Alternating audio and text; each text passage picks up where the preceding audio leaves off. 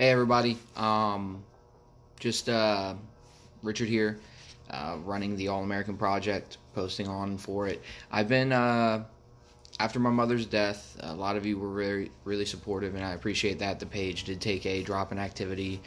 Obviously, I haven't produced any videos to post or anything, and the videos I did have were so outdated that there's no longer really any value in posting them. We talked about topics that are so far past that would just be useless. I'm gonna correct that. I gotta get back to everything.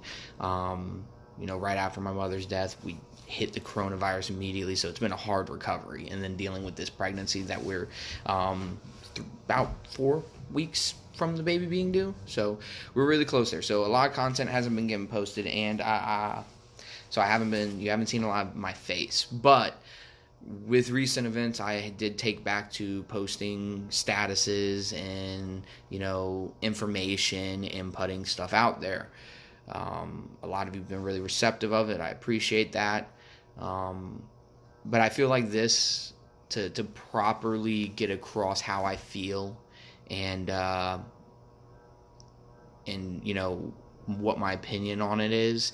I had to use verbal words. I had to tell you. I can't just type it. So here it goes. I have a large family. Just as a precursor to the story, I have a very large family. I have what you would call a modern family. I have, step parents, a lot of step siblings, a lot of half siblings. In total, I have about 13 siblings if you count them all.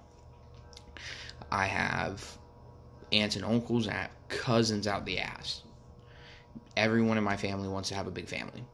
So I have a large family. A lot of them military, and a lot of them law enforcement. I do have a good chunk of cousins and aunts and uncles who are law enforcers. That being said, I know some of my statuses, some of my posts have been what some people would call anti-cop. I don't want to say that. I'm not anti-cop. I believe law enforcement does need to exist. I do believe we need guidelines as a society to exist. I do not pitch for an anarchist society. I want, obviously I want there to be law and order. I want there to be public servants, civil servants, and law enforcers. The bad cop shit has gotten out of hand, though. I personally believe that. And let me tell you what led me to this belief. Last night, so I'm happily married. We've been together 10 years, me and my wife. I love her. She's literally my everything. Like, if she died, I would need some of those peaceful protesters to stop me from burning anything down, everything down. I would do that in a heartbeat. If I lost, I would just be enraged. But last night, we went to bed. In the bed together, happy. Rolled over. I looked her in the face. The woman I love. Looked her in the face and, gave her a kiss goodnight and went to sleep. We both went to sleep. And then we woke up the next morning, and I was so happy about that. And I thank God that I woke up and she was still alive. Because evidently that's a lucky thing. Because I'm a legal firearm owner. I have a firearm by my bed. Could you imagine if somebody had broken into my house armed, and I opened fire on them to protect my family, and then they opened fire back and killed her? And then I find out later that they were cops. That's what it is to be Kenny Walker. So I sat there and I was like, well, there has to be something, right? I had to do something different, that Kenny Walker didn't do. There has to be something, right? And it's not that simple, because there wasn't anything I locked my doors. I'm sure he locked his doors. My firearm was legal. It was registered. It was, you know, it's just hard to think about that the thing that I had that I did, or that I had that Kenny didn't, that Kenny Walker, Breonna Taylor's boyfriend,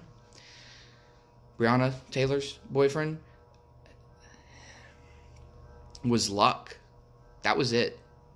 I was lucky that they didn't, that somebody, because I don't live in a nice neighborhood. I really don't. I'm pretty sure a couple of my neighbors are crackheads. I'm not gonna lie. Some of them probably drug dealers. Some of them probably even out there doing the violent things with some of these protests in Martinsburg. The cops could have easily been trying to go to one of their houses, mixed it up with my address, banged down my door, and then it would have been a repeat.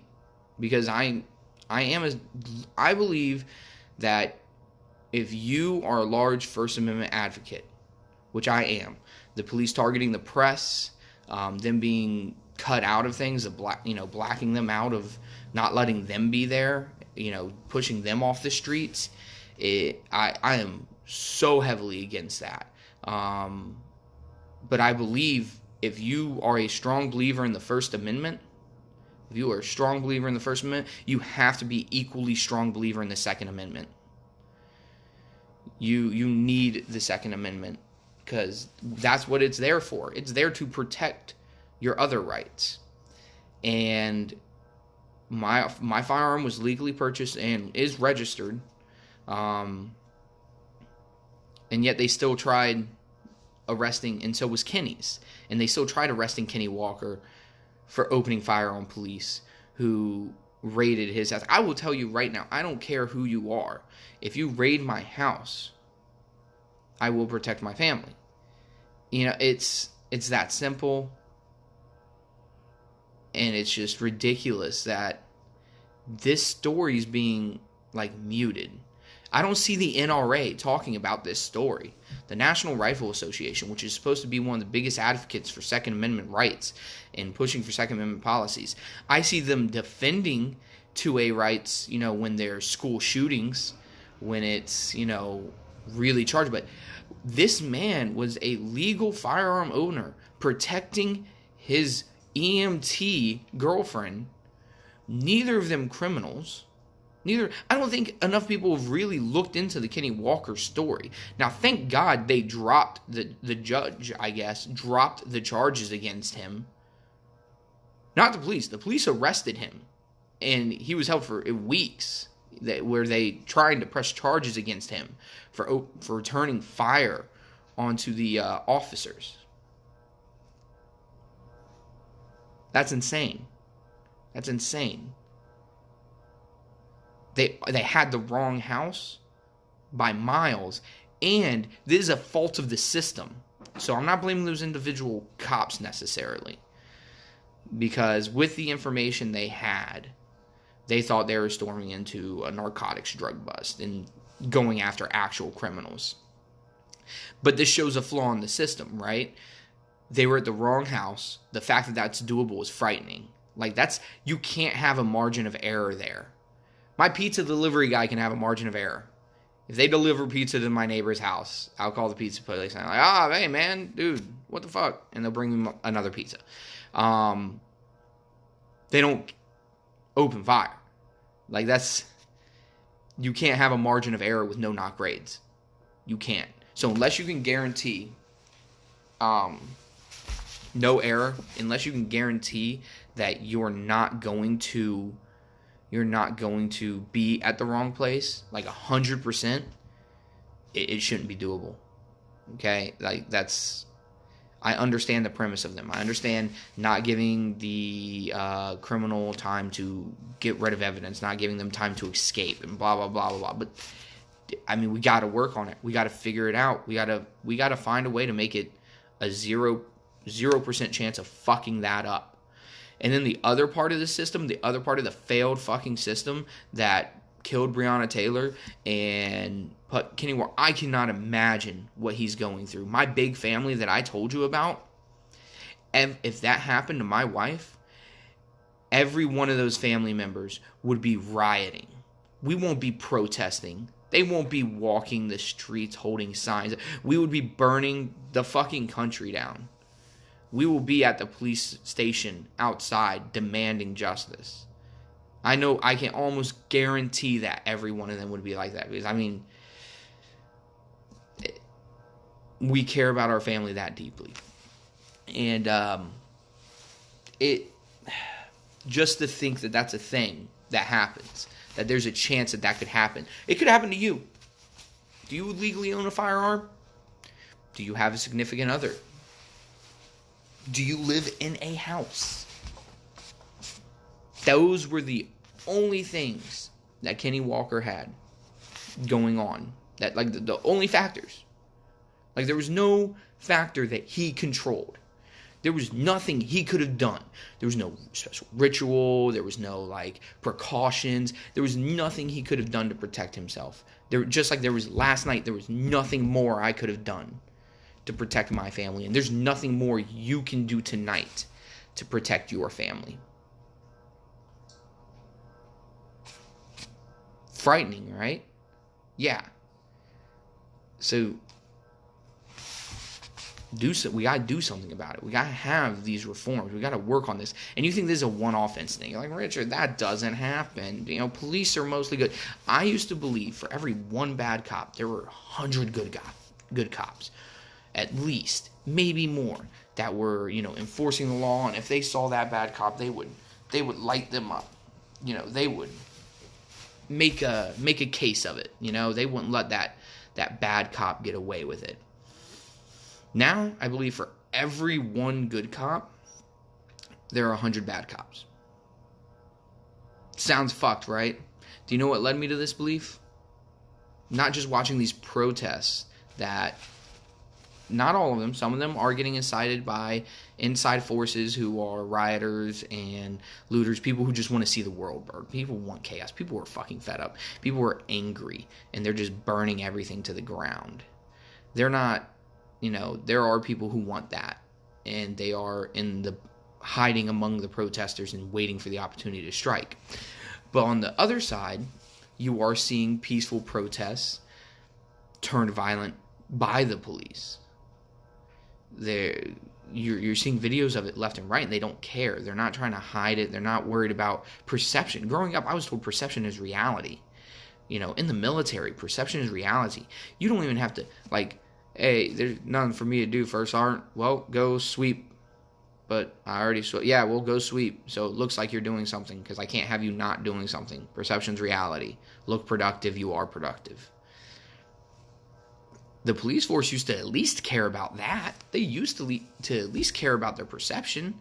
I don't know what's emboldened them, what's made them not give a fuck anymore. But they're on camera. They're, like I said, they're targeting press. They're targeting CNN and all these other companies. They're seeing them. They're going, like, yeah, we know your press. We get it. We understand. Get the fuck out. And then they're shooting them with the rubber bullets, hitting them with the pepper spray and stuff. And it's just silent. It's them silencing the First Amendment, which is just absurd. It's absurd that it's gotten to this. I can't believe that. Like, they're emboldened and they're doing what they feel they have to do, I guess. I kind of diverted from my point, and I can't remember where I was going with that. Damn. I'm just... It's just all so shocking right now.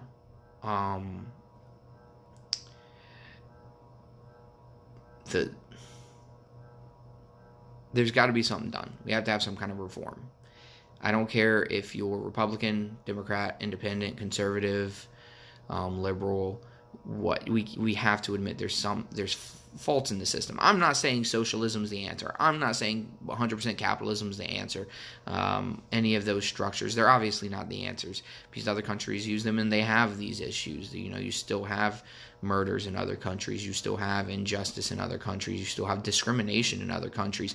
And something I do want to point out, that one of the reasons we have these issues in America at such high volumes is because we are so heavily populated and we are so diverse. We're more diverse. Like, when I hear British people talking shit about America and the shit we're going through right now, I'm like, you have no fucking idea. They're 80 something percent white. Maybe even more. Like, yeah, of course you're not going to have the same issues as us. You're a smaller country, smaller population, and you're 80% white. America's, last I checked on this, when I looked up the information, we're 60% white. Yeah, that's it. With how big our population is, yeah, that's a lot of diversity. That is a lot of diversity. So I let it blow. When British people and Europeans start critiquing us, I take it all with a grain of salt, as should you. But we need to work together for serious police reform. Don't give me that shit. There's for every 100 for every one good cop, one bad cop, there's 100 good cops. It's reverse right now. And I remember where I was going earlier. I have an example of that. I posted about it multiple times, but if you haven't had the luxury of reading that post, there was an officer who made national news. You remember, I'm sure you do. She pulled over another cop who was going like 90 miles an hour, 90 plus on the highway. And she was like, what the fuck? So she turns on her sirens and starts booking after him. And he just keeps going, weaving out, trying to like move out of her way so she can go past, because he doesn't realize that she's pulling him over. Finally, he gets the clue, pulls over, and he's like, yo, what the fuck? And she's like, what's your problem? I followed you for like X miles, and you were driving this fast, and you know, all of it's on. Where the hell are you going? He's like, oh, I'm sorry, I just got off duty. You know how it is. And she's like, no, I don't. You know, and however the interaction, I don't remember the exact interaction between them, but she basically scolds him and gives him a ticket. Hero cop is what she was told. Cop doing her job, doing the right thing. You know, good cop. You know, policing police from the within, right? Right? Because that's what everyone's saying to do. If you want to fix it within. Because all my military friends know that's possible. You join the force, you promote, and you change it. You be the change in the force you want to see. And you do that, and it'll change. So she no longer works for the police. She no longer lives where she lived. Do you want to know why? She was getting death threats from cops and former cops. Cars parked outside of her house for long periods of time, and when approached, they roll off. Harassment of all varieties from cops. There was a civil suit she was working on, and 88 individual cops from 25 different jurisdictions settled out of court for harassing her. Yeah. 5 of them didn't settle.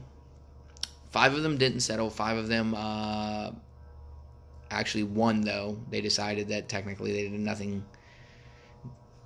I don't even want to say wrong, but they didn't do anything worth punishment, I guess. The police force that they worked for, so what they did is they accessed her. They used the police the database that they have. They looked up all of her information. They found out who she was. They looked up all of her information in their database. They found out her home address.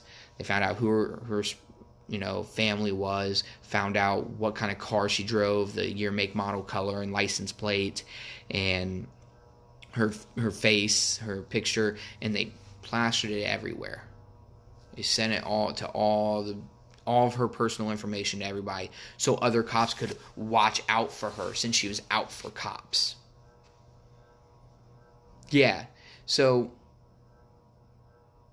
that was 88 settled, 5 didn't, and by the way, the police force that their lieutenant or sergeant or whoever who caught them or found out they did this, they were reprimanded.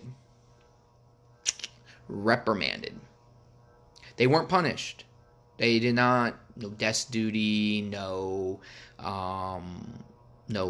like temporary suspension, no loss of rank. Nope, they were just, no, told not to do that.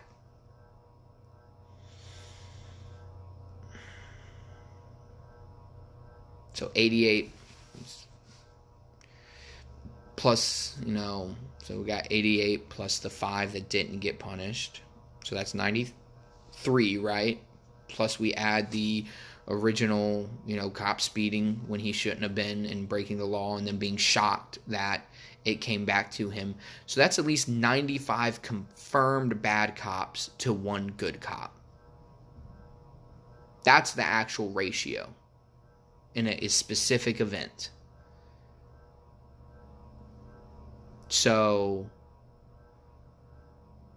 yeah, that's bad.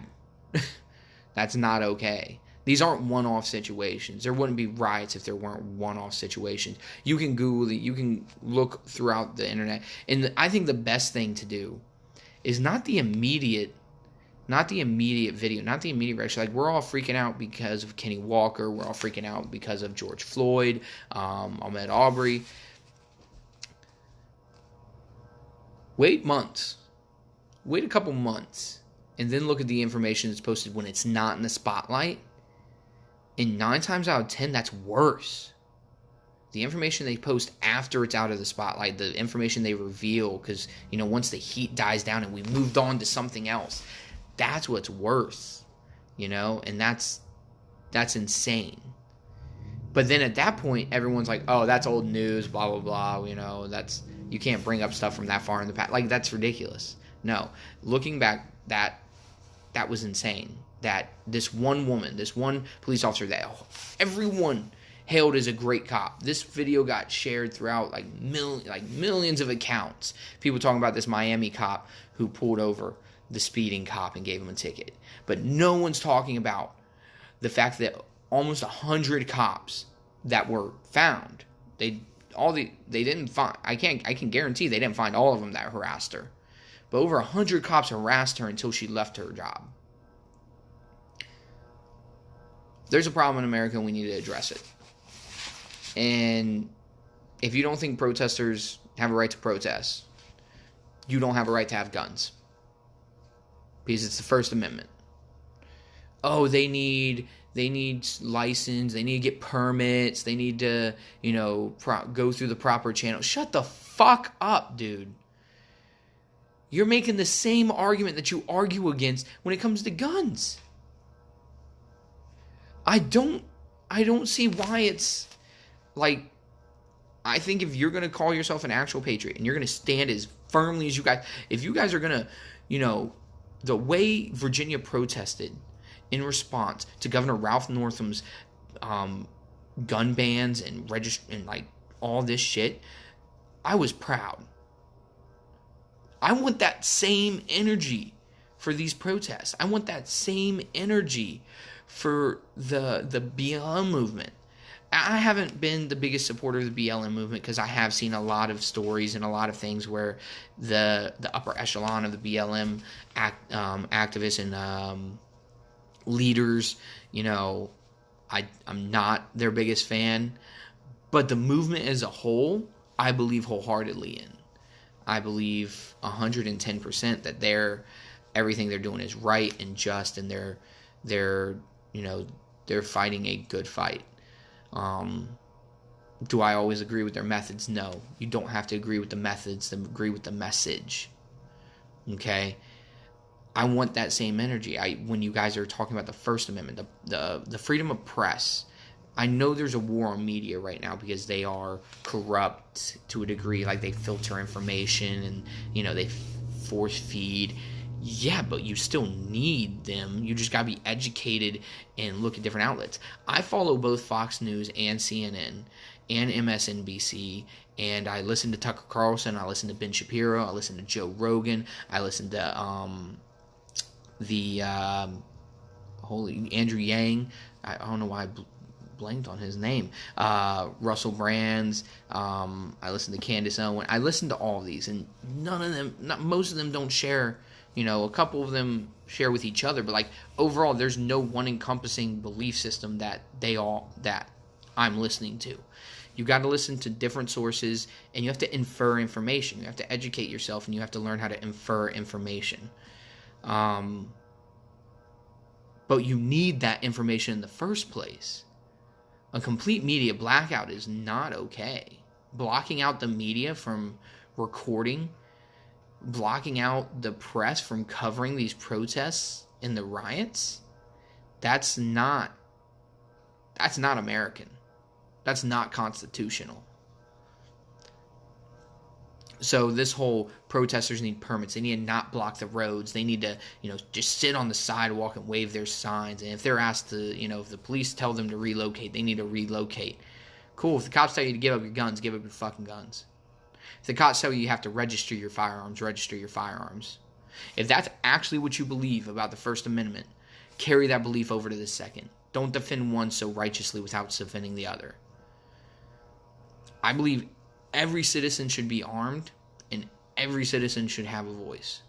Because I guarantee you the police would not be acting the way they are right now if every one of those protesters had a sidearm. Something as simple as a fucking 9mm, open carry on their side. If every one of them had that, do you think they'd be getting pelleted with these rubber bullets and this mace when they're silently taking knees? Yeah, that's happening. That's happening. There are videos of it where people were silently taking knees, and cops are just like, all right, cool. And they like reach in and grab one dude who's speaking up about, civil rights and civil liberties.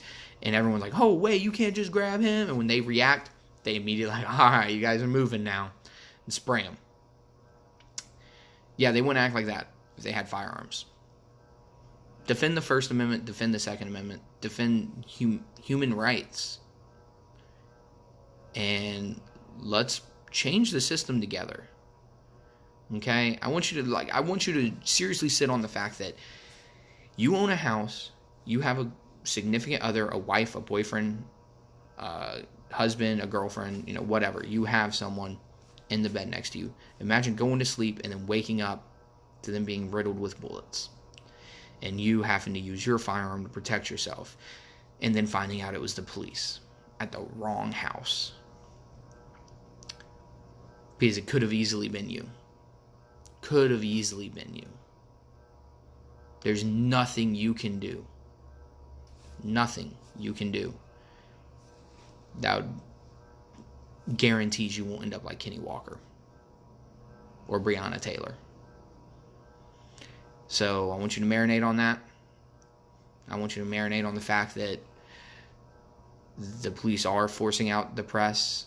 There are obvious videos of them inciting the violence and reacting because they don't like protesters in the road, or they don't like where they are, or specifically targeting individual protesters just to get a rise. That is happening. And I want you to think about the last time you talked to somebody about a gun debate.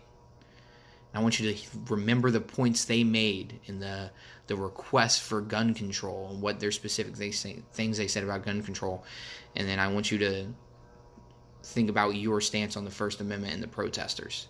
And I want you to draw the comparisons. Well, thank you for coming to my TED Talk.